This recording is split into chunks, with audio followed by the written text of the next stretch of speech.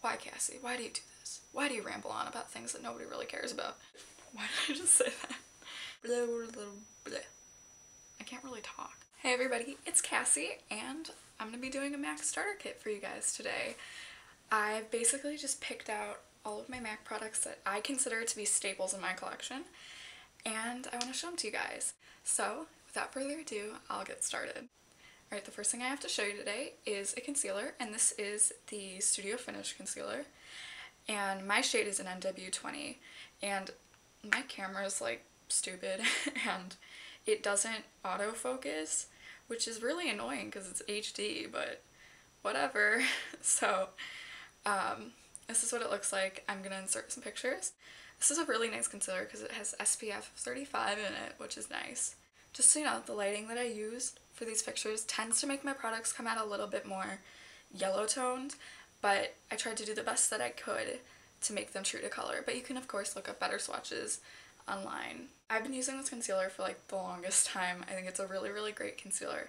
It gives a really opaque coverage. I have really, really bad under eye circles, and it's kind of like I get them genetically, and it's not that I don't get enough sleep. And this covers them up really, really well. I think it's the best thing I've ever used for them. Granted, when I found this, I really didn't try anything else because I loved it so much.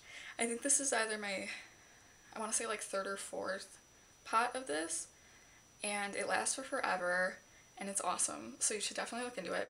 Alright, to move right along, for powder, we've got the Mineralized Skin Finish Natural. This one's in light medium, but I think the next time I buy this, I think I'll get light. This is a really, really, really awesome powder. It gives you like the best finish ever. It's matte, but it makes your skin look like skin, you know, but not oily. I think this is my second or third compact. I'm not really sure, but it's a really awesome powder, and I definitely think you guys should consider picking it up. Unfortunately, I don't have any permanent blushes from MAC. The one that I have is from the To the Beach collection. It's in the color Hipness. I want to pick up some permanent MAC blushes because I think they are really good quality. I know so many people swear by them. I'm sure you've seen so many videos of people who do swear by them. So I think that a MAC blush is a really good investment. No matter what color you get, just make sure it looks good on you. So now moving on to eyes, I have one brow product, and this is the Impeccable brow pencil, and the color I have is in Dirty Blonde, and I desperately need to sharpen it, but I don't know why I don't do that. This is the closest match to my hair color. I have red hair, but for like a really, really long time I was blonde. Like my entire life until I dyed it red. And that matched my blonde color really well, and I think that this works with the red hair too. I just have to put a little bit of like orange toned eyeshadow over it, and it looks perfect. So I think that this is a really good product for your brows. MAC also has another brow pencil, so you can check that one out too.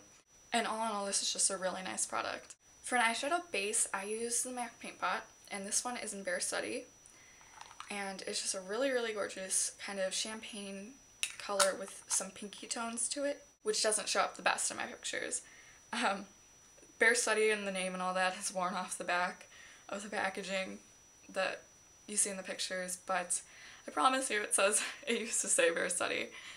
All in all, I think MAC paint pots are amazing. I really do prefer them over all other eyeshadow bases and primers. I think that they are super pigmented, and they're really, really soft and easy to work with, extremely creamy, but they don't crease, and they kind of, if you leave them by themselves, they kind of dry to like a cream to powder finish, and it looks really, really pretty. Alright, now moving into eyeshadows themselves. I have 5 here that I think are staples for me, personally. It may be different for you, but I'm just going to show you kind of what I like to use, and I think that they're neutral colors, so they really do work for everybody. And I know that you're gonna recognize the names for all of these because they're really, really famous. So, number 1 is probably like my second favorite eyeshadow color, and that is Dazzlelight. It's just a really nice shimmery nudish color, and it works amazing as a highlight. I also use it as kind of like an all over lid color, or kind of like a lash line to brow bone color, and it looks super pretty. Alright, the next one is one that I'm sure you've all heard about, and that's All That Glitters. This is an awesome all over the lid color. It could even work in the crease if you're wearing a color like Dazzlelight on your lid. And it's just a really gorgeous gold color. Alright, the next one is one that I don't think gets enough love, and that's Jest. I absolutely adore this color. It's a pinky peach color, and it's awesome. I love this so much, as you can see by me hitting pan on it. So like I said, it's an awesome pinky peach, and it looks really nice with All That Glitters. And then it also looks really nice with the next color, and that is Satin Taupe, another one that I'm sure you've heard so much about. This is an awesome color. It's really interesting and unique because it has this kind of silver sheen to it. So it's just a gorgeous color. It works very well in the crease. I know a lot of people who wear it on the lid. Personally, I don't do that because I don't like wearing dark colors on the lid, but I know that a lot of people do. So this is a really versatile color, and I think anybody could get a lot of use out of this. So this next color is a color that I think is a staple in everybody's makeup collection. I really think that this is an important color for anybody to have, and anybody and everybody. And it doesn't matter if you get this color from MAC or from NYX or Maybelline, if you want to go to like the cheaper drugstore end to save money, or you know, Urban Decay or something. And that is a matte black, and of course MAC's is Carbon. Mine's from the Reelers and Rockers palette from the A Tarte & Tail collection, which was a holiday collection, 2010. Even though I did get it in a limited edition palette, Carbon is a permanent color in the matte collection, so I recommend going and picking it up because it's a really nice matte black. But however, like I said, you can get equally good matte blacks from pretty much any company. The first lipstick I have to show you is Hue, and this is, I believe, the second lipstick I ever got from MAC, and this is the lipstick that really made me fall in love with MAC lipsticks. They're really one of the only brands that I'll ever use because I feel like their quality is so far superior to most other companies that I've tried. And Hue is a very nice neutral color. It's a nude, but it's not like a nude that makes you look like you have no lips or that your lips are dead. Sometimes I do like that look, but I personally prefer Hue on most days. It's kind of a peachy toned nude, and I think it's super pretty on pale to medium skin tones, and I think it's one that everybody should have in their collection. The next lipstick I have to show you is Capricious, and this is one that I actually picked up like semi-recently. I think I picked this up in the fall,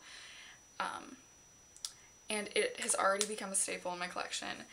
Because this is a glaze, it's really nice because it just kind of gives you a healthy reddish berry tint to your lips, and it's really nice for fall and winter because it's not overpowering, but it's not light. And personally, I like to wear darker colors in fall and winter, and this is perfect for me because I can wear it to school since it's not overpowering, and I love it. I don't wear a gloss over this, I just put this on.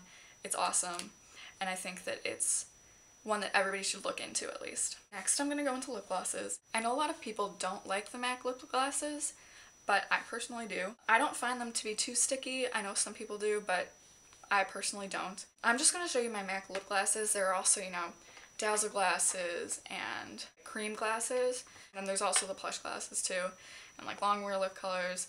MAC just has a really awesome selection of lip colors. I'm just going to show you two tinted lip glasses that I think are really nice.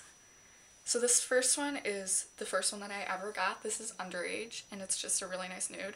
Looks great over Hue, it looks great over Myth, Creme de Nude, all of those kinds of colors that are from MAC as well. It's also perfect for toning down like really bright colors that are in like the peachy pink range.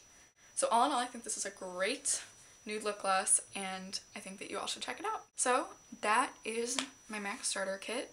I really hope you guys enjoyed this video. Please feel free to comment, rate, and subscribe if you liked what you saw. I would really, really appreciate that.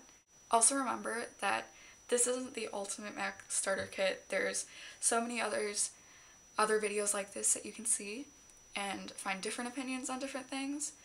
And of course, be conscious of your coloring and make sure that the products you get are perfect for you. Thank you guys so much for watching. I hope you enjoyed. Bye.